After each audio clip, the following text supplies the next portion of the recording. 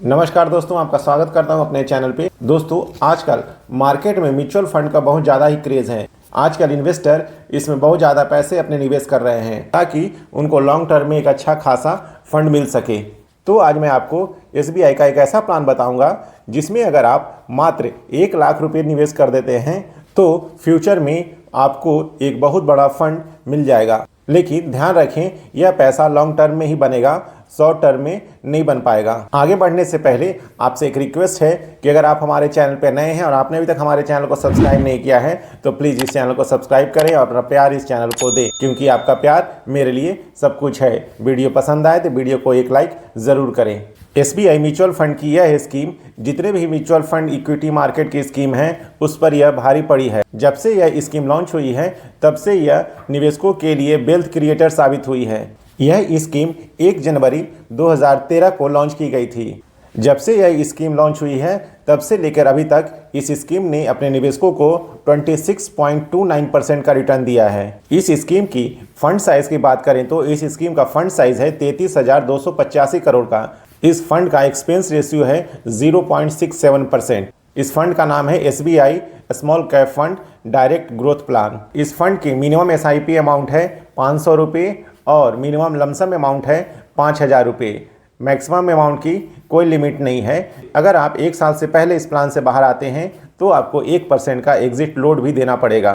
1 साल के बाद कभी भी आप इस प्लान से बाहर आते हैं तो आप पर एग्जिट लोड नहीं लगेगा। इस प्लान का जो करंट NAV है वह 209 रुपये 47 पैसे है, यानी कि 1 यूनिट का दाम 209 रुपये 47 पैसे रहेगा। यह NAV 13 दिसंबर 2024 के अनुसार है। इस फंड के रिटर्न की बात करें तो 1 साल में इस फंड ने 30.97% का रिटर्न दिया है। अगर इसके 3 साल के रिटर्न की बात करें तो इसने 3 साल में 21.52% का रिटर्न दिया है। 5 साल में इस स्कीम ने अपने निवेशकों को 29.56% का रिटर्न दिया है। तो आप देख रहे हैं कि यह स्कीम अपने निवेशकों को कितना अच्छा रिटर्न दे रहा है। अब यहाँ पे अगर आप इस फंड में 1 लाख रुपये लगाएंगे तो वह कैसे करोड़ों में बन जाएगा, यह समझते हैं। अगर आप इस फंड में 1 लाख रुपये लमसम करते हैं और इसका रिटर्न हम 20% मानते हैं, जो कि अभी तक इसने अपने निवेशकों को दिया है। 2013 से भी देखें तो 21% का अप्रोक्स रिटर्न इसने दिया है, तो 20% इसका रिटर्न मान लें।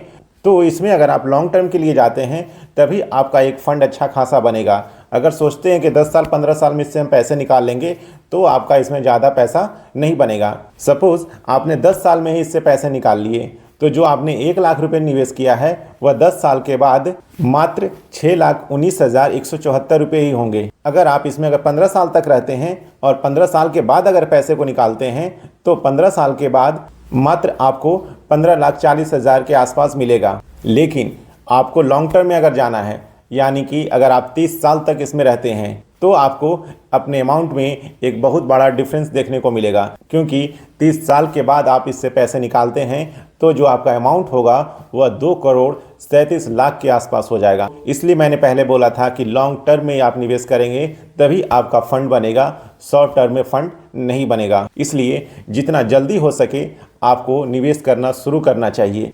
अगर आप भी इसमें निवेश करना चाहते हैं तो आप इसके पूरे डॉक्यूमेंटेशन और पोर्टफोलियो को देखें। उसके बाद भी अगर आपको ज़रूरत पड़े तो किसी फाइनेंशियल एडवाइज़र से एडवाइस लें, उसके बाद ही इसमें अपने पैसे निवेश करें। आज के लिए बस इतना ही। अगले वीडियो में फिर आपसे मुलाकात होगी, तब तक के लिए जय हिंद।